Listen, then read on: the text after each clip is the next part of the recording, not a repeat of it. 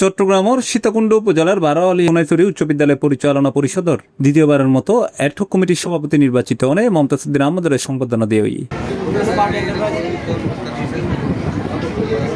মঙ্গলবার 2 সোনাইছড়ি উচ্চ বিদ্যালয় স্কুল অডিটোরিয়ামত এই সম্বর্ধনার আয়োজন করা হয়। এ সময় বিদ্যালয় কর্তৃপক্ষ ছাড়াও বিভিন্ন সামাজিক, রাজনৈতিক ও বারাওয়ালিয়া ব্যবসায়িক সমিতির পক্ষ থেকে নবনির্বাচিত সভাপতির ফুল দিয়ে বরণ করিল হয়।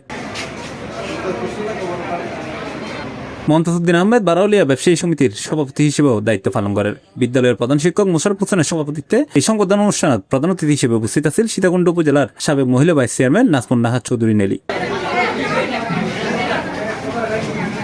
এছাড়াও বিশেষ অতিথি হিসেবে উপস্থিত আছেন সোনাইছড়ি ইউনিয়নের সাবেক চেয়ারম্যান আলহাজ নুরুদ্দিন মোহাম্মদ জাহাঙ্গীর চৌধুরী। বক্তব্য রেখে সংবর্ধিত অতিথি মমতাজ উদ্দিন আহমেদ, হাসান আল মামুন, হাজি মোহাম্মদ ইদ্রিস, কুরবান আলী শাহেদ, মোহাম্মদ জাহাঙ্গীর আলম, মোহাম্মদ নেজামুদ্দিন, মঞ্জুর ইসলাম, হাজি মোহাম্মদ শফি সহ আরো বোধকাই। এছাড়াও বিদ্যালয়ের শিক্ষক, অভিভাবক ও শিক্ষার্থী উপস্থিত আছেন।